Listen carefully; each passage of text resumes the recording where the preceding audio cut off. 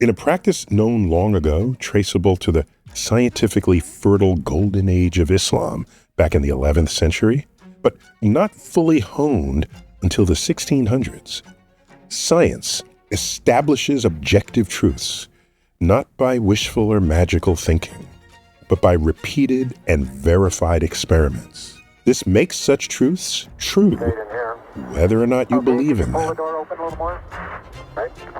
Science is unlike consumer products, which advertise themselves until we're convinced that we can't live without them.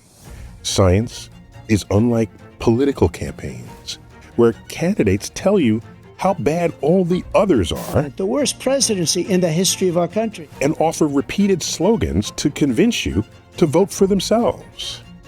Science is unlike religion, where nearly every practitioner is certain that every other faith is false, if not preposterous in its claims, effectively making them atheists to all religions but their own.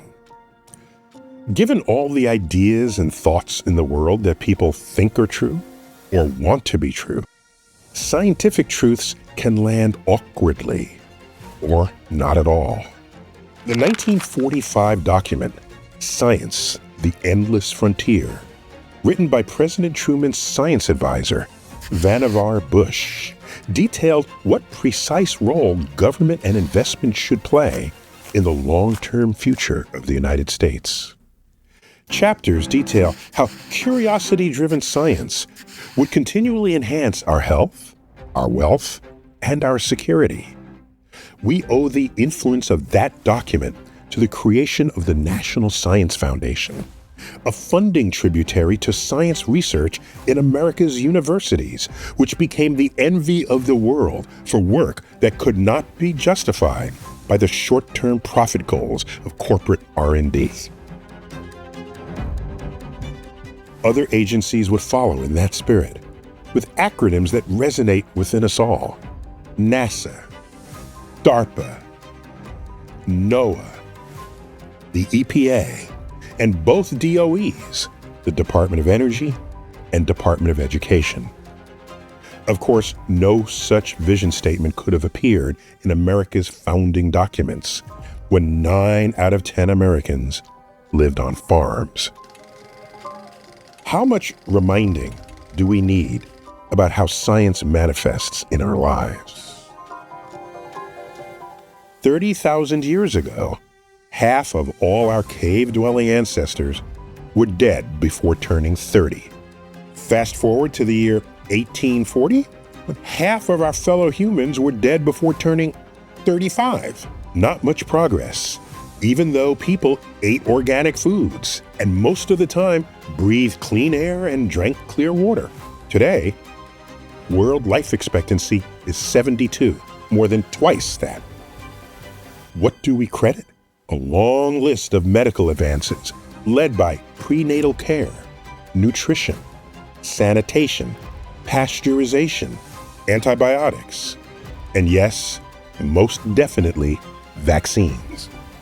In a word, science. In 1960, the GDP per capita of the United States was $3,000. Today, at $88,000, it's nearly 30 times higher, spread across a population that has almost doubled. Few marketplaces remain untouched by innovations in STEM fields: science, technology, engineering, and mathematics. No doubt the future of business, including sectors yet to be imagined, will flow from this moving frontier.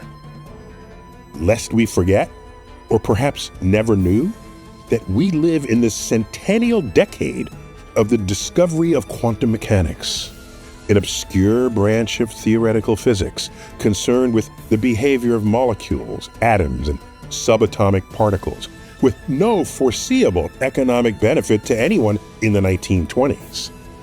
Since then, the IT revolution, especially the creation, storage, and retrieval of digital information, has spawned extraordinary industries and profits worldwide, especially in the United States. Yet none of it would be possible without exploiting the quantum, In a word, science. In 1930, the cosmic object formerly known as Pluto was discovered. In 1940, the next element created in the laboratory was named in its honor. All hail plutonium.